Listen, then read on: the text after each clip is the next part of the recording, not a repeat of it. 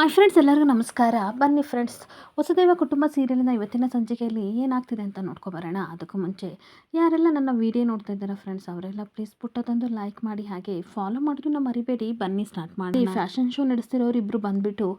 ಈ ಕಡೆ ವಂಶಿ ಚೇಂಬರ್ಗೆ ಬಂದುಬಿಟ್ಟು, ಮೇಡಮ್ ಇಲ್ಲಿ MD ಸಿಗ್ತಾರಾ ಅಂತ ರಿಸೆಪ್ಷನಿಸ್ಟ್ನ ಕೇಳ್ತಾ ಇರಬೇಕಾದ್ರೆ ಅವ್ರು ಬ್ಯುಸಿ ಇದ್ದಾರೆ ಅಂತ ಅಂದಾಗ, ಓ ಹೌದಾ, ನಾಳೆ ಏನಾದರೂ ಸಿಗ್ತಾರಾ ಅಂತ ಅಂದಾಗ, ಗೊತ್ತಿಲ್ವಲ್ಲ ಇರಿ ನೋಡ್ತೀನಿ ಅಂತ ಅನ್ಬೇಕಾದ್ರೆ ಅಷ್ಟೊತ್ತಿಗೆ ಅಜಯ್ ಹೋಗ್ತಾ ಇರ್ತಾನೆ. ಅಜಯ್ ಸರ್ ನಾಳೆ ವಂಶಿ ಸರ್ ಏನಾದರೂ ಫ್ರೀ ಇದ್ದಾರಾ ಅಂತ ಅಂದಾಗ, ಯಾಕೆ ಅಂತ ಅಂದಾಗ, ಇವರು ಅವ್ರನ್ನ ನೋಡ್ಬೇಕಂತೆ ಅಂತ ಅಂದಾಗ, ಅಷ್ಟಕ್ಕೂ ನೀವು ಯಾರು ಅಂತ ಕೇಳಬೇಕಾದ್ರೆ, ನಾವೊಂದು ಫ್ಯಾಷನ್ ಶೋ ಕಾಂಪಿಟೇಷನ್ ನಡೆಸ್ತಾ ಇದ್ದೀವಿ, ಏನಾದರೂ ಸ್ಪಾನ್ಸರ್ ಕೊಡ್ತಾರಾ ಅಂತ MD ಸರ್ನ ಮೀಟ್ ಮಾಡೋಕ್ಕೆ ಬಂದ್ವಿ ಅಂತ ಅಂದಾಗ, ಓ ಹೌದಾ, ಹಾಗಾದರೆ ಇವಾಗ ಸ್ವಾತಿಯವರು ಸಹ MD ಒಂದು ಕೆಲಸ ಮಾಡಿ ಅವ್ರನ್ನ ಮೀಟ್ ಮಾಡಿ, ಅವರು ವಂಶಿಯನ್ನು ಕೇಳಿಬಿಟ್ಟು ಡಿಸಿಷನ್ನ ತೊಗೋತಾರೆ, ನೀವು ಹೋಗಿ ಸ್ವಾತಿ ಹತ್ರ ಕಳಿಸಿ ಅಂತ ಅಂದಾಗ, ಈ ಕಡೆ ರಿಸೆಪ್ಷನಿಸ್ಟು ಆ ಇಬ್ಬರು ಹುಡುಗಿನ ಕರ್ಕೊಂಡು ಸ್ವಾತಿ ಹತ್ರ ಬರ್ತಾ ಇರ್ತಾರೆ. ಹಾಗೆ ಮೇಡಮ್ ನಿಮ್ಮನ್ನು ಯಾರೋ ಮೀಟ್ ಮಾಡ್ಬೇಕಂತ ರಿಸೆಪ್ಷನಿಸ್ಟ್ ಹೇಳ್ತಿರ್ಬೇಕಾದ್ರೆ, ಓಕೆ ಸರಿ ಕಳಿಸಿ ಅಂತ ಅಂದಾಗ, ಗುಡ್ ಮಾರ್ನಿಂಗ್ ಮೇಡಮ್ ಅಂತ ಅಂದಾಗ, ಪ್ಲೀಸ್ ಹ್ಯಾವ್ ಎ ಸಿಟ್ ಅಂತ ಅಂದ್ಬಿಟ್ಟು, ನೀವು ಯಾರು ಅಂತ ಸ್ವಾತಿ ಕೇಳ್ತಿರ್ಬೇಕಾದ್ರೆ, ನಾವು ಪ್ರತಿ ವರ್ಷ ಫ್ಯಾಷನ್ ಶೋ ಕಾಂಪಿಟೇಷನ್ನ ನಡೆಸ್ತೀವಿ, ಸೊ ಈ ನಿಮ್ಮ ಕಂಪನಿಲಿ ಏನಾದರೂ ಫಂಡ್ ಸ್ಪಾನ್ಸರ್ ಮಾಡ್ತೀರಾ, ಅದಕ್ಕೋಸ್ಕರ ಕೇಳಕ್ಕೆ ಬಂದ್ವಿ ಅಂತ ಅಂದಾಗ,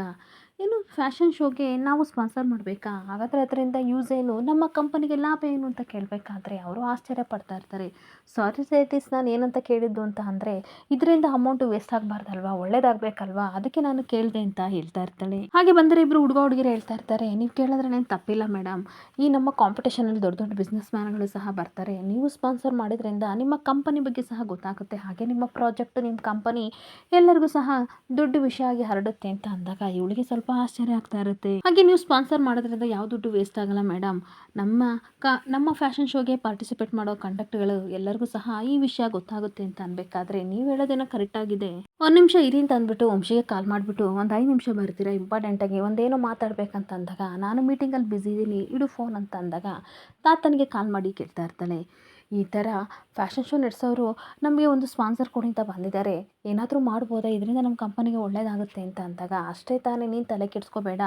ಆ ಚೇಂಬರಲ್ಲಿ ನೀನು ಕೂತಿದ್ಯಾ, ನೀನೊಂದು ಒಳ್ಳೆ ಡಿಸಿಷನ್ ತೊಗೋತೀಯ ಅಂತ ನನಗೆ ಗೊತ್ತಿದೆ, ಕಂಪನಿಗೆ ಒಳ್ಳೇದಾದರೆ ಅಷ್ಟೇ ಸಾಕು, ವಂಶಿ ಬ್ಯುಸಿ ಇದ್ದಾನೆ ತಾನೇ, ನೀನೇ ಒಂದು ಒಳ್ಳೆ ಡಿಸಿಷನ್ನ ತಗೋ ಅಂತ ಅಂದಾಗ, ಸ್ವಾತಿ ಥ್ಯಾಂಕ್ ಯು ತಾತ ಅಂತ ಹೇಳ್ತಾ ಇರ್ತಾಳೆ. ಹಾಗೆ ಸ್ವಾತಿ ತುಂಬ ಖುಷಿಯಿಂದ, ನಿಮಗೆ ಸ್ಪಾನ್ಸರ್ ನಾವು ಕೊಡ್ತೀವಿ ನಮ್ಮ ಕಂಪನಿ ಕಡೆಯಿಂದ ಅಂತ ಅಂದಾಗ, ಬಂದಿರೋ ಗೆಸ್ಟ್ಗಳಿಗೆ ಸಿಕ್ಕಾಬಟ್ಟೆ ಖುಷಿ ಆಗ್ತಾ ಇರುತ್ತೆ. ಥ್ಯಾಂಕ್ ಯು ಮೇಡಮ್, ಎಲ್ಲ ಡೀಟೇಲ್ಸು ಸಹ ನಾವು ಕಳಿಸ್ತೀವಿ, ಟೈಮಿಗೆ ಕರೆಕ್ಟಾಗಿ ಬನ್ನಿ ಅಂತ ಅಂದಾಗ, ಖಂಡಿತ ಸ್ಪಾನ್ಸರ್ ಕೊಡ್ತಿದ್ವಿ ಅಂತ ಅಂದಮೇಲೆ ನಾವು ಬಂದೇ ಬರ್ತೀವಿ, ಹೋಗಿ ಬನ್ನಿ ಅಂತ ಕಳಿಸ್ತಾ ಇರ್ತಾರೆ. ಹಾಗೆ ಇನ್ನೊಂದು ಕಡೆ ಕುಮಾರ ಮತ್ತು ಗೀತಾ ಅಂಗಡಿಲಿ ಕುತ್ಕೊಂಡು ಸಿಕ್ಕಾಬಟ್ಟೆ ಡಿಸೈನ್ನ ಬರೀತಿರ್ಬೇಕಾದ್ರೆ, ಗೀತಾ ಹೇಳ್ತಾ ಇರ್ತಾಳೆ, ಮಾವ ಯಾಕೆ ಟೆನ್ಷನ್ ಮಾಡ್ಕೊಂಡಿದ್ದೀರಾ, ಬೇಗ ಡಿಸೈನ್ನ ಸೆಲೆಕ್ಟ್ ಮಾಡಿ ಅಂತ ಅಂದಾಗ, ಗೀತಾ ಒಂದು 2-3 ಡಿಸೈನ್ನ ಬರೀತಾ ಇದ್ದೀನಿ, ಆಮೇಲೆ ಸೆಲೆಕ್ಟ್ ಮಾಡೋಣ ಅಂತ ಅಂದ್ಬಿಟ್ಟು, ಆದರೂ ತುಂಬ ಭಯ ಆಗ್ತಿದೆ, ಅಲ್ಲಿ ದೊಡ್ಡ ದೊಡ್ಡ ಬಿಸ್ನೆಸ್ ಮ್ಯಾನ್ಗಳು ಹಾಗೆ ದೊಡ್ಡ ದೊಡ್ಡ ಸೆಲೆಬ್ರಿಟಿಗಳೆಲ್ಲ ಬಂದಿರ್ತಾರೆ, ನಾನು ಮಾಡೋ ಡಿಸೈನ್ ಅವ್ರಿಗೆ ಇಷ್ಟ ಆಗುತ್ತಾ, ಯಾಕೋ ಭಯ ಆಗ್ತಿದೆ, ಕಟ್ಟಿಂಗ್ ಮಾಡೋಕ್ಕೆ ಭಯ ಆಗ್ತಿದೆ ಗೀತಾ ಅಂತ ಅಂದಾಗ, ಹೆದರ್ಕೋಬೇಡಿ, ನನಗೆ ನಿಮ್ಮ ಮೇಲೆ ಯಾವ ಅನುಮಾನವೂ ಇಲ್ಲ, ತುಂಬ ನಂಬಿಕೆ ಇದೆ, ಖಂಡಿತ ನೀವು ಮಾಡೇ ಮಾಡ್ತೀರ ಅನ್ನೋ ಭರವಸೆ ನನಗಿದೆ, ಅಷ್ಟಕ್ಕೂ ನಾವೇನಾದರೂ ಕಾಂಪಿಟೇಷನಲ್ಲಿ ಸೋತ್ರೆ ಒಂದು ಅನುಭವ ಆಗುತ್ತೆ, ನೀವು ತಲೆ ಕೆಡಿಸ್ಕೋಬೇಡಿ, ಏನೂ ಆಗಲ್ಲ, ಟ್ರೈ ಮಾಡೋಣ, ದೇವ್ರ ಮೇಲೆ ಭಾರ ಹಾಕಿ ನಾವು ಟ್ರೈ ಮಾಡೋಣ,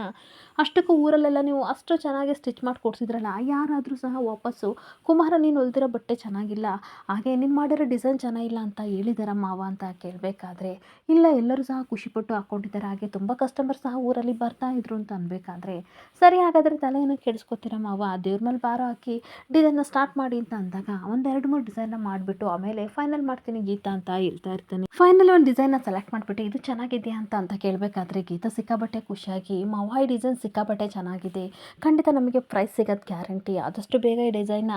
ಸ್ಟಿಚ್ ಮಾಡಿ ಅಂತ ಅನ್ಬೇಕಾದ್ರೆ, ಅಷ್ಟಕ್ಕೂ ಯಾರ ಅಳತೆಗೆ ನಾನು ಇದನ್ನು ಕಟಿಂಗ್ ಮಾಡಲಿ, ನನಗೆ ಗೊತ್ತಾಗ್ತಿಲ್ಲ, ಮಾಡೋರು ಒಂದೊಂದು ಥರ ಇರ್ತಾರಲ್ವ ಅಂತ ಅಂದಾಗ, ತಲೆ ಕೆಡಿಸ್ಕೋಬೇಡಿ, ನನ್ನ ಅಳತೆಗೆ ನೀವು ಸ್ಟಿಚ್ ಮಾಡಿ, ಬೇಕಂದರೆ ಆಲ್ಟ್ರೇಷನ್ ಮಾಡಿಕೊಟ್ರಾಗುತ್ತೆ ಅಂತ ಅನ್ಬೇಕಾದ್ರೆ, ಸರಿ ಆದಷ್ಟು ಬೇಗ ನಾನು ಡಿಸೈನ ಸೆಲೆಕ್ಟ್ ಮಾಡಿದೆ ಅಲ್ವಾ, ಬೇಗ ಕಟಿಂಗ್ ಮಾಡ್ತೀನಿ ಅಂತ ಮಾಡ್ತಿರ್ಬೇಕಾದ್ರೆ, ಅಲ್ಲ ಮಾವ ಮೆಜರ್ಮೆಂಟೇ ತೊಗೊಂಡಿಲ್ಲ ಅಂತ ಅಂದಾಗ, ಕುಮಾರ ನಗಾಡ್ಕೊಂಡು, ಏನು ಮೆಜರ್ಮೆಂಟಾ, ನನ್ನ ಕಣ್ಣಲ್ಲೇ ನಾನು ಮೆಜರ್ಮೆಂಟಾ ತೊಗೊಂಡಾಯ್ತು ಅಂತ ಅಂದಾಗ, ಗೀತನಿಗೆ ಸಿಕ್ಕಾಬಟ್ಟೆ ನಾಚಿಕೆ ಆಗ್ತಾ ಇರುತ್ತೆ. ಹಾಗೆ ನನ್ನ ಕಡೆ ಫ್ಯಾಷನ್ ಶೋ ಓನರ್ ಬಂದಿದ್ರಲ್ಲ, ಅವರು ಹೊರಗಡೆ ಹೋಗ್ತಾ ಇರಬೇಕಾದ್ರೆ ಅಜಯ್ಗೆ ಸಿಕ್ಬಿಟ್ಟು, sir thank you so much madam, ನಮಗೆ 5 ಲ್ಯಾಕ್ ಕೊಟ್ಟರು, ತುಂಬ ಖುಷಿ ಆಗ್ತದೆ ಅಂತ ಹೇಳ್ತಿರ್ಬೇಕಾದ್ರೆ, ಏನು 5 ಲ್ಯಾಕ್ ಕೊಟ್ಟರೆ ಒಳ್ಳೇದಾಗಲಿ ಅಂತ ಕಳಿಸ್ಬಿಟ್ಟು ಒಬ್ಬೊಬ್ಬನೇ ನಗಾಡ್ತಾ ಇರ್ತಾನೆ. ಬಾಬಿ ನನಗೆ ಸರಿಯಾಗಿ ಸಿಗಾಕೊಂಡ್ರೆ ಇದನ್ನೇ ನೀವು ದುರುಪಯೋಗ ಮಾಡ್ಕೊಂಡಿದ್ದೀರ ಅಂತ ಯಾವ ರೀತಿ ವಂಶಿ ಬ್ರೋ ಹತ್ರ ಚಾಡಿ ಹೇಳ್ತೀನಿ, ನೋಡ್ತಾ ಇರಿ ಅಂತ ನಗಾಡ್ಕೊಂಡು ವಂಶಿ ಕ್ಯಾಬಿನ್ ಕಡೆ ಹೋಗ್ತಾ ಇರ್ತೀನಿ. ಏನೊಂದು ಕಡೆ ಗೀತಾ ಹಾಗೆ ಕುಮಾರ ಇಬ್ಬರು ಸೇರಿಕೊಂಡು ಒಂದು ಡ್ರೆಸ್ನ ರೆಡಿ ಮಾಡ್ತಿರ್ಬೇಕಾದ್ರೆ, ಅದು ತುಂಬ ಚೆನ್ನಾಗಿ ಬಂದಿರುತ್ತೆ, ಅದನ್ನು ನೋಡಿ ಇವರಿಬ್ಬರಿಗೂ ಸಿಕ್ಕಾಬಟ್ಟೆ ಖುಷಿ ಆಗ್ತಿರ್ಬೇಕಾದ್ರೆ, ಗೀತಾ ಹೇಳ್ತಾ ಇರ್ತಾಳೆ, ಮಾವ ತುಂಬ ಚೆನ್ನಾಗಿ ಸ್ಟಿಚ್ ಮಾಡಿದ್ದೀರಾ, ನನಗಂತೂ ಸಿಕ್ಕಾಪಟ್ಟೆ ಇಷ್ಟ ಆಯಿತು ಅಂತ ಅಂದಾಗ, ನಾವು ಮಾಡೋ ಕೆಲಸ ನಮಗೆ ಇಷ್ಟ ಆಗುತ್ತೆ ಗೀತಾ, ಆದರೆ ಬೇರೆಯವ್ರು ಒಂದು ಸಲ ಒಪಿನಿಯನ್ ಕೇಳೋಣ ಹೇಗಿದೆ ಅಂತ ಯಾರನ್ನಾದ್ರೂ ಕೇಳಬೇಕು ಅಂತ ಇಬ್ಬರು ಯೋಚನೆ ಮಾಡ್ತಿರ್ಬೇಕಾದ್ರೆ ಅಷ್ಟೊತ್ತಿಗೆ ಕುಮ್ಮಿ ಕುಮ್ಮಿ ಅಂತ ನಿತಿನ್ ಕೂತ್ಕೊಂಡು ಬರ್ತಿರ್ಬೇಕಾದ್ರೆ ಮಗ ಬಂದಿದ್ದು ಒಳ್ಳೇದಾಯಿತು, ಈ ಬಟ್ಟೆ ನೋಡು ಸ್ಟಿಚ್ ಮಾಡಿದ್ವಿ ಅಂತ ಅಂದಾಗ ಅವನಂತೂ ಆ ಬಟ್ಟೆ ನೋಡಿ ಸಿಕ್ಕಾಪಟ್ಟೆ ಖುಷಿ ಪಡ್ತಾ ಇರ್ತಾನೆ. ಮಗ ನಿನಗೆ ಅವತ್ತೇ ಹೇಳಿದಿಲ್ವ ನಿನ್ನಲ್ಲಿ ಒಳ್ಳೆ ಟ್ಯಾಲೆಂಟ್ ಇದೆ, ಆದರೆ ನೀನು ಯೂಸ್ ಮಾಡ್ಕೊಳಕ್ಕೆ ಬರ್ತಿಲ್ಲ ಅಂತ, ಸಾಕಾಗಿದೆ ಮಗ, ಇನ್ನೇನಾದರೂ ಹೊಲ್ದಿದ್ಯಾ ಅಂತ ಅಂದಾಗ ಜುಬ್ಬ ಪೈಜಾಮ್ ತೋರಿಸಿದಾಗ ನಿತಿನ್ಗೆ ಸಿಕ್ಕಾಪಟ್ಟೆ ಖುಷಿ ಆಗ್ತಿರುತ್ತೆ. ಪ್ಲೀಸ್ ನಿಜ ಹೇಳಿ ನಿತಿನ್ ಅವರೇ ಅಂತ ಗೀತೆ ಕೇಳ್ತಿರ್ಬೇಕಾದ್ರೆ, ನಾನು ಯಾಕೆ ಸುಳ್ಳು ಹೇಳಿ, ನಿಜವಾಗ್ಲೂ ನಿಮ್ಮ ಹಸ್ಬೆಂಡು ತುಂಬ ಚೆನ್ನಾಗಿ ಸ್ಟಿಚ್ ಮಾಡಿದ್ದಾರೆ ಅಂತ ಹೋಗ್ಲುತ್ತಿರ್ಬೇಕಾದ್ರೆ, ಇದೊಂದು ಸಲ ನೀವು ಟ್ರಯಲ್ ಮಾಡಿ ನಾವು ನೋಡ್ತೀವಿ ಯಾವ ರೀತಿ ಕಾಣ್ತೀರಾ ಅಂತ ಗೀತೆ ಹೇಳ್ತಿರ್ಬೇಕಾದ್ರೆ ನಿತಿನ್ ತುಂಬ ಆಶ್ಚರ್ಯದಿಂದ ಗೀತನ ನೋಡ್ತಾ ಇರ್ತಾನೆ. ನಾನು ಹಾಕೊಳ್ಳಲ್ಲ ಕುಮ್ಮಿ, ನೀನು ಹಾಕೊಳ್ಳು, ಯಾವ ರೀತಿ ಇದೆಯಾ ಅಂತ ನಾನೇ ನಿನಗೆ ರಿಸಲ್ಟ್ ಹೇಳ್ತೀನಿ ಅಂತ ಅಂದಾಗ, ಹ್ಞೂ ಮಾವ ಹಾಕೊಬನ್ನಿ ಅಂತ ಅಂದಾಗ ಈ ಕಡೆ ಕುಮಾರ ಡ್ರೆಸ್ನ ಹಾಕೊಬಂದಾಗ ಇಬ್ಬರಿಗೂ ಸಿಕ್ಕಾಪಟ್ಟೆ ಖುಷಿ ಆಗ್ತಿರುತ್ತೆ. ಹಾಗೆ ನಿತಿನ್ ಹೇಳ್ತಾ ಇರ್ತಾನೆ, ಮಗ ಸಿಕ್ಕಾಪಟ್ಟೆ ಸಖತ್ತಾಗಂದ್ರೆ ಸಖತ್ತಾಗಿ ಕಾಣ್ತಿದ್ಯಾ, ನೀನು ಟೈಲರಿಂಗ್ ಆಗಬಾರ್ದಿತ್ತು ಕಣೋ, ನಿಜವಾಗ್ಲೂ ನೀನು ದೊಡ್ಡ ಮಾಡೆಲ್ ಆಗಬೇಕಿತ್ತು, ಅಷ್ಟು ಚೆನ್ನಾಗಿ ಕಾಣ್ತಿದ್ದೀಯಾ, ಹೀರೋಗೂ ಕಮ್ಮಿ ಇಲ್ಲ ಕಣೋ ಅಂತ ಅಂದಾಗ, ಸುಮ್ಮನಿರೋ ಈ ರೀತಿ ಎಲ್ಲ ಮಾತಾಡಬೇಡ ಅಂತ ಅಂದಾಗ, ನಾನೇಕೋ ಸುಳ್ಳೇಳಿ, ಬೇಕಾದರೆ ನಿಮ್ಮ ವೈಫ್ನ ಕೇಳು ಅಲ್ವಾ ಗೀತಾ ಅವರೇ ಅಂತ ಅಂದಾಗ ಅವಳು ಸಿಕ್ಕಾಪಟ್ಟೆ ನಾಚ್ಕೊಂಡು, ಹೌದು ಮಾವ ತುಂಬ ಚೆನ್ನಾಗಿ ಕಾಣ್ತಿದ್ದೀರಾ ಅಂತ ಅಂದಾಗ, ನೋಡ್ದಾ ನಾನು ಹೇಳಿಲ್ವಾ, ನಿಜ ಕಣೋ ತುಂಬ ಚೆನ್ನಾಗಿ ಮಾಡಿದೆ ಅಂತ ಅಂದಾಗ, ಅದೆಲ್ಲ ಸರಿ ಮಾವ, ಆದರೆ ಡ್ರೆಸ್ನ ಹಾಕೊಳ್ಳೋ ಮಾಡಲ್ ಬಗ್ಗೆ ನಾವು ವಿಚಾರಣೆ ಮಾಡಲಿಲ್ಲ ಅಂತ ಅಂದಾಗ, ಕುಮ್ಮಿ ಹೌದು ಏನು ಮಾಡೋದು ನಿತಿ ಅಂತ ಅಂದಾಗ, ನನಗೊಬ್ಬರು ಮಾಡಲ್ ಏಜೆನ್ಸಿ ಗೊತ್ತು, ಅವ್ರ ಹತ್ರ ಹೋಗಿ ನಾವು ಡಿಸ್ಕಸ್ ಮಾಡೋಣ, ಬೇಗ ಡ್ರೆಸ್ ಚೇಂಜ್ ಮಾಡ್ಕೊಂಬಾ ಅಂತ ಹೇಳ್ತಾ ಇರ್ತಾನೆ. ಹಾಗೇನೊಂದು ಕಡೆ ಅಜಯ್ ವಂಶಿ ಹತ್ರ ಚಾಡಿ ಹೇಳ್ಬೇಕು ಅಂತ ಬಂದ್ಬಿಟ್ಟು ಕ್ಯಾಬಿನ್ ಹತ್ರ ಬಂದು ಮೇ ಕಮಿನ್ ಬಾಸ್ ಅಂದ್ಬಿಟ್ಟು ಹಾಗೆ ವಂಶಿ ಬ್ರೋ ಅಂತ ಅಂದಾಗ, ಏನು ನನ್ನ ಹತ್ರ ಈ ಫಾರ್ಮಾಲಿಟೀಸಲ್ಲಿ ಇಟ್ಕೊಂಡಿದ್ದೀಯಾ, ಬಾರೋ ಒಳಗಡೆ ಏನು ಈ ರೀತಿ ಕರಿತಿದ್ದೀಯಾ ಅಂತ ಅಂದಾಗ, ಎಷ್ಟೇ ಆಗಲಿ ನೀನು ಇಲ್ಲಿ MD ಅಲ್ವಾ, ಬಾಸ್ ಅಲ್ವಾ, ಅದಕ್ಕೆ ರೆಸ್ಪೆಕ್ಟ್ ಕೊಡ್ತಾ ಇದ್ದೀನಿ ಅಂತ ಅಂದಾಗ, ಸುಮ್ಮನೆ ಇರೋ, ನನ್ನ ಹತ್ರ ಈ ರೀತಿ ಎಲ್ಲ ಬಿಹೇವ್ ಮಾಡಬೇಡ, ನನಗೆ ಹೆಲ್ಪ್ ಮಾಡೋಕ್ಕೆ ತಾನೇ ನೀನು ಬಂದಿರೋದು, ಹೌದು ಅಷ್ಟಕ್ಕೂ ಏನು ವಿಷಯ ಅಂತ ಅಂದಾಗ, ಏನಿಲ್ಲ ಬ್ರೋ, ಬಾಬಿ ಇಲ್ಲಿಗೆ ಹೊಂದ್ಕೊಳ್ಳೋಕ್ಕೆ ತುಂಬ ಕಷ್ಟ ಆಗುತ್ತೆ ಈ ಕಂಪ್ನಿಗೆ ಅಂತ ಅಂದ್ಕೊಂಡಿದ್ದೆ, ಆದರೆ MD ಸೀಟಿಗೆ ಸಿಕ್ಕಾಪಟ್ಟೆ ಬೇಗ ಅಡ್ಜಸ್ಟ್ ಆಗಿದ್ದಾರೆ ಅಂತ ಅಂದಾಗ, ಅಷ್ಟಕ್ಕೂ ಏನು ಒಳ್ಳೆ ಕೆಲಸ ಮಾಡಿದ್ಲು ಅಂತ ಅಂದಾಗ, ಯಾವುದೋ ಫ್ಯಾಷನ್ ಶೋ ಕಾಂಪಿಟೇಷನ್ಗೆ ಸ್ಪಾನ್ಸರ್ ಕೊಡ್ತೀರಾ ಅಂತ ಬಂದಿದ್ರು, ಅವರಿಗೆ 5 ಲ್ಯಾಕ್ ಕೊಟ್ಟರು ಅಂತ ಅಂದಾಗ ಇವನಿಗೆ ಸಿಕ್ಕಾಪಟ್ಟೆ ಶಾಕ್ ಆಗ್ತಾ ಇರುತ್ತೆ. ಇನ್ನು 5 ಲ್ಯಾಕ್ ಕೊಟ್ಲ, ನಾನು ಕೇಳ್ದಲ್ಲೇ ಕೊಟ್ಟಿದ್ದಾಳಲ್ಲ ಅಂತ ಅಂದಾಗ, ಹೋ ಮೈ ಗಾಡ್ ನೀನನ್ನು ಕೇಳಲಿಲ್ವಾ, ಸಾರಿ ಬ್ರೋ ನಿನ್ನ ಕೇಳ್ಕೊಟ್ಟಿದ್ದಾರೆ ಅಂತ ಅಂದ್ಕೊಂಡೆ, ಬಾಬಿ ಸುಮ್ಮನೆ ಕೊಟ್ಟರು ಅಥವಾ ಏನಾದರೂ ಕಂಪನಿಗೆ ಒಳ್ಳೇದಾಗುತ್ತೆ ಅಂತ ಕೊಟ್ಟರು ಗೊತ್ತಿಲ್ಲ, ಈ ವಿಷಯನ ತಲೆ ಕೆಡಿಸ್ಕೋಬೇಡ, ಇಲ್ಲಿಗೆ ಬಿಟ್ಟಾಕ್ಬಿಡು, ಅವ್ರ ಮೇಲೆ ಕೂಗಾಡಬೇಡ ಕಣೋ, ಸಾರಿ ನಾನು ಈ ರೀತಿ ಹೇಳಿದಂತೆ ಬೇಜಾರು ಮಾಡ್ಕೋಬೇಡ, ನೀವಿಬ್ಬರು ಡಿಸ್ಕಷನ್ ಮಾಡಿ ಕೊಟ್ಟಿದ್ದೀರಾ ಅಂತ ಅಂದ್ಕೊಂಡೆ, ಯಾಕೆಂದರೆ ಹೊಸ ಪ್ರಾಜೆಕ್ಟ್ ಬೇರೆ ಸ್ಟಾರ್ಟ್ ಮಾಡ್ತಿದ್ದೀವಲ್ವಾ, ಸುಮ್ಮನೆ ಫೈನಾನ್ಷಿಯಲಿ ಲಾಸ್ ಆಗಬಾರ್ದಲ್ವಾ, ಏನೇನಕ್ಕೋ ಖರ್ಚು ಮಾಡಬಾರ್ದಲ್ಲ, ಅದಕ್ಕೆ ಹೇಳಿದೆ ಅಂತ ಅಂದಾಗ ಈ ಕಡೆ ಸಿಕ್ಕಾಪಟ್ಟೆ ಕೋಪದಿಂದ ಸ್ವಾತಿ ನೆನೆಸ್ಕೊಂಡು ಕೋಪ ಮಾಡ್ಕೊಂಡು ವಂಶಿ ಗುರಾಯಿಸ್ತಾ ಇರ್ತಾರೆ. ವಂಶಿ ಸಿಕ್ಕಾಪಟ್ಟೆ ಕೋಪ ಮಾಡ್ಕೊಂಡು ಈ ವಿಷಯನ ಇಲ್ಲಿಗೆ ಬಿಡಲ್ಲ, ಇಷ್ಟು ದೊಡ್ಡ ಅಮೌಂಟ್ ಕೊಟ್ಟಾಳೆ, ನನ್ನ ಡೆಸಿಷನ್ ತೊಗೊಳ್ದೆ, ಕೇಳ್ಕೊ ಬರ್ತೀನಿ, ಎಲ್ಲಿದ್ದಾಳೆ ಕ್ಯಾಬಿನಲ್ಲಿದ್ದಾಳೆ, ಹೋಗ್ತೀನಿ ಅಂತ ಹೋಗ್ತಿರ್ಬೇಕಾದ್ರೆ ಇವ್ನು ನಾಟಕ ಮಾಡಿಕೊಂಡು ಬ್ರೋ ಹೋಗ್ಬೇಡಿ ಅಂತ ಅನ್ಬೇಕಾದ್ರೆ ಕೋಪ ಮಾಡ್ಕೊಂಡು ವಂಶಿ ಹೋಗ್ತಾ ಇರ್ತಾನೆ. ಹೋಗು ಬ್ರೋ ಹೋಗು, ನೀನು ಈ ಕೋಪ ಮಾಡ್ಕೊಂಡು ಬಾಬಿ ಹತ್ರ ಜಗಳಾಡಬೇಕು, ಅವರು ಪರ್ಮನೆಂಟಾಗಿ ಈ ಕ್ಯಾಬಿನು ಹಾಗೆ ಈ ಕಂಪನಿ ಬಿಟ್ಟು ಹೋಗಬೇಕು, ಅದೇ ನನಗೂ ಬೇಕಾಗಿರೋದು ಅಂತ ನಗಾಡ್ತಾ ಇರ್ತಾರೆ. ಇನ್ನೊಂದು ಕಡೆ ನಿತಿನ್ ಗೀತಾ ಮತ್ತು ಕುಮಾರನ್ನ ಈ ಕಡೆ ಮಾತಾಡೋಕ್ಕೋಸ್ಕರ ಏಜೆನ್ಸಿ ಹತ್ರ ಕರ್ಕೊಬಂದಾಗ ಕುಮ್ಮಿ ಹೇಳ್ತಾ ಇರ್ತಾರೆ, ನಮ್ಮ ಹತ್ರ ಬಜೆಟ್ ಕಡಿಮೆ ಇದೆ, ಸೊ ಆ ರೀತಿ ಮಾಡಲ್ನ ಹುಡುಕೊಡಿ ಮೇಡಮ್ ಅಂತ ಅಂದಾಗ, ಸರಿ ಅವ್ರು ಬರ್ತಾರೆ, ಹಾಗೆ ಕರೆಕ್ಟ್ ಟೈಮಿಗೂ ಸಹ ಬರ್ತಾರೆ, ನೀವು ಹೋಗಿ ಸ್ವಲ್ಪ ಅಮೌಂಟ್ನ ಪೇ ಮಾಡಿ ಅಡ್ವಾನ್ಸ್ನ ಕಟ್ಟಿ ಮಿಕ್ಕಿದ್ದನ್ನು ಈ ಕಡೆ ಶೋ ಮುಗಿದ್ಮೇಲೆ ಕಟ್ಟಿ ಅಂತ ಅಂದಾಗ, ಸರಿ ಕಟ್ ಬರ್ತೀನಿ ಅಂತ ಕುಮಾರ ಹೋಗ್ತಿರ್ಬೇಕಾದ್ರೆ ಗೀತಾ ಹೇಳ್ತಾ ಇರ್ತಾಳೆ, ದಯವಿಟ್ಟು ನನ್ನ ಕ್ಷಮಿಸಿ, ಅವತ್ತು ಆ ರೀತಿ ದುಡುಕಿ ಮಾತಾಡಿದೆ, ಆದರೂ ಬೇಜಾರು ಮಾಡ್ಕೊಳ್ದೆ ನಮಗೆ ಇಷ್ಟು ಸಹಾಯ ಮಾಡೋಕ್ಕೆ ಬಂದಿದ್ದೀರಲ್ಲ ದೀನವರೇ, ಥ್ಯಾಂಕ್ ಯು ಸೋ ಮಚ್, ನಿಮ್ಮ ಋಣನ ಯಾವ ರೀತಿ ತೀರಿಸ್ಬೇಕಂತ ಗೊತ್ತಾಗ್ತಿಲ್ಲ ಅಂತ ಹೇಳಬೇಕಾದ್ರೆ, ಬೇಜಾರು ಮಾಡ್ಕೋಬೇಡಿ, ಋಣಗಿಣ ಅಂತೆಲ್ಲ ಅನ್ಬೇಡಿ, ನನ್ನ ಬೆಸ್ಟ್ ಫ್ರೆಂಡು ಕುಮ್ಮಿ, ಅವನು ಚೆನ್ನಾಗಿರಬೇಕು, ಹಾಗೆ ಇದರಿಂದ ನಿಮಗೆ ದುಡ್ಡು ಬಂದು ಹೆಚ್ಚು ಆಫರ್ಗಳು ಬರಬೇಕು, ಅದೇ ನನ್ನ ಆಸೆ ಅಂತ ಅಂದಾಗ, ಅಷ್ಟೊತ್ತಿಗೆ ಕುಮಾರ ಬಂದುಬಿಟ್ಟು ಅಡ್ವಾನ್ಸ್ ಪೇ ಮಾಡಿತ್ತು, ಮಾಡಲ್ ಡ್ರೆಸ್ನ ತೊಗೊಂಡು ಆ ಕಡೆ ಕ್ಯಾಬಿನ್ಗೆ ಹೋಗ್ಬೇಕಂತೆ ಮಗ ಅಂತ ಅಂದಾಗ, ಬನ್ನಿ ಹೋಗೋಣ ಅಂತ ನಿತಿನ್ ಕರ್ಕೊಂಡು ಹೋಗ್ತಾ ಇರ್ತಾನೆ. ಇವರೆಲ್ಲ ಪಕ್ಕದ ಕ್ಯಾಬಿನ್ಗೆ ಹೋಗ್ತಿರ್ಬೇಕಾದ್ರೆ ಸಡನ್ ಆಗಿ ರಾಗಿನ ಅವ್ರನ್ನ ನೋಡಿ ಅವಳಿಗೆ ಸಿಕ್ಕಾಪಟ್ಟೆ ಶಾಕ್ ಆಗ್ತಿರುತ್ತೆ, ಇವ್ರೇನು ಇಲ್ಲಿ ಬಂದಿದ್ದಾರಲ್ಲ ಅಂತ ಅಂದ್ಬಿಟ್ಟು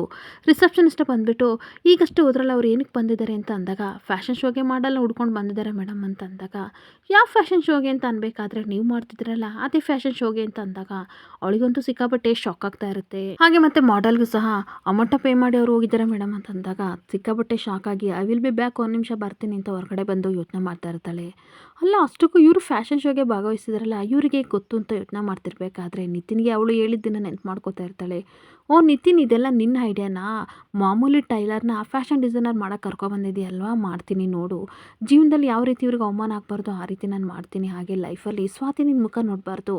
ಆ ರೀತಿ ನಿನಗೆ ತಿರುಗೇಟ್ನ ಕೊಡ್ತೀನಿ ಅಂತ ಮನಸ್ಸಲ್ಲಿ ಯೋಚನೆ ಮಾಡಿಕೊಂಡು ರಾಗಿನಿ ಹೋಗ್ತಾ ಇರ್ತಾಳೆ. ಈ ಕಡೆ ವಂಶ ಸಿಕ್ಕಾಪಟ್ಟೆ ಕೋಪ ಮಾಡಿಕೊಂಡು ಈ ಕಡೆ ಸ್ವಾತಿ ಚೇಂಬರ್ಗೆ ಬರ್ತಿರ್ಬೇಕಾದ್ರೆ, ನೀವು ಬಂದೇ ಬಿಟ್ರೆ ನಾನು ನಿಮ್ಮ ಹತ್ರ ಏನೋ ಇಂಪಾರ್ಟೆಂಟ್ ವಿಷಯ ಮಾತಾಡಬೇಕು ಅಂತ ಅಂದಾಗ, ಯಾರನ್ನು ಕೇಳಿ ನೀನು 5 ಲಕ್ಷನ ಸ್ಪಾನ್ಸರ್ ಮಾಡದೆ ಫ್ಯಾಷನ್ ಶೋ ಕಾಂಪಿಟೇಷನ್ಗೆ ಅಂತ ಅಂದಾಗ ಅವಳಿಗೆ ಸಿಕ್ಕಾಪಟ್ಟೆ ಶಾಕ್ ಆಗ್ತಿರುತ್ತೆ. ಅದು ಹಾಗಲ್ಲ, ನಾನು ಒಳ್ಳೆ ಇಂಟೆನ್ಷನ್ ಇಟ್ಕೊಂಡು ಮಾಡಿದೆ ಅಂತ ಅಂದಾಗ, ಅಷ್ಟಕ್ಕೂ ನೀನು ಏನು ಅಂದ್ಕೊಂಡಿದ್ದೀಯಾ, ನೀನು MD ಆದ ತಕ್ಷಣ ಎಲ್ಲ ಅಧಿಕಾರ ಇದೆ ಅಂತ ಅನ್ಕೋಬೇಡ. ಅಜ್ಜಿ ಆಸ್ತಿ ಕೊಟ್ಟರೆ ಅಂತ ಏನು ಬೇಕೆಲ್ಲ ಮಾಡ್ಬೋದು ಅಂತ ಅಂದ್ಕೊಂಡಿದ್ದೀಯಾ ಅಂತ ಬಾಯಿ ಬಂದಾಗ ಬೈತಿರ್ಬೇಕಾದ್ರೆ ಅವಳಿಗೆ ಸಿಕ್ಕಾಪಟ್ಟೆ ಕೋಪ ಬರ್ತಾ ಇರುತ್ತೆ. ಅಷ್ಟಕ್ಕೂ ನಾನು ಸುಮ್ಮನೆ ಮಾಡಿಲ್ಲ, ಕಂಪನಿಗೆ ಒಳ್ಳೆ ಹೆಸರು ಬರುತ್ತೆ, ಪಾಪ್ಯುಲಾರಿಟಿ ಸಹ ಸಿಗುತ್ತೆ, ಅದಕ್ಕೋಸ್ಕರ ಸ್ಪಾನ್ಸರ್ ಮಾಡಿದೆ ಅಂತ ಅಂದಾಗ, ಈ ರೀತಿಯೆಲ್ಲ ನಾನು ಹೇಳ್ದಲೆ ಕೇಳ್ದಲೆ ಮಾಡಬೇಡ, ಹೌ ಡೇರ್ ಯು ಅಂತ ಬೈತಿರ್ಬೇಕಾದ್ರೆ ಅವಳಿಗೆ ಸಿಕ್ಕಾಪಟ್ಟೆ ಶಾಕ್ ಆಗ್ತಾ ಇರುತ್ತೆ. ಹಾಗೆ ನಾನು ಯಾರಂಗೆ ಹೇಳ್ದಲೆ ಕೇಳ್ದಲೆ ಡಿಸಿಷನ್ನ ತೊಗೊಂಡಿಲ್ಲ, ನಿಮಗೆ ಕಾಲ್ ಮಾಡಿದೆ, ನೀವು ಕೇಳೋವಷ್ಟು ಪೇಷನ್ಸ್ ಇಲ್ಲ, ಅಷ್ಟು ಬ್ಯುಸಿ ಆಗಿದ್ರೆ, ಅದಕ್ಕೆ ತಾತನ ಮಾಡಿದೆ, ತಾತ ಹೇಳಿದ್ಕೆ ನಾನು ಈ ಡಿಸಿಷನ್ನ ತೊಗೊಂಡೆ ಅಂತ ಅಂದಾಗ, ಇದರಲ್ಲಿ ತಾತನ ಕೈವಾಡ ಬೇರೆ ಇದೆಯಾ, ಅವ್ರಿಗೂ ಏನು ಕಮ್ಮಿ ಇಲ್ಲ, ಅವ್ರಿಗೇನಾರು ಆಯಿತು ಅಂದರೆ ನೀನು ಸಪೋರ್ಟ್ ಮಾಡ್ತೀಯಾ, ನಿನಗೇನಾಯ್ತು ಅಂದರೆ ಅವ್ರು ಸಪೋರ್ಟ್ ಮಾಡ್ತಾರೆ ಅಂತ ಕೂಗಾಡ್ತಿರ್ಬೇಕಾದ್ರೆ,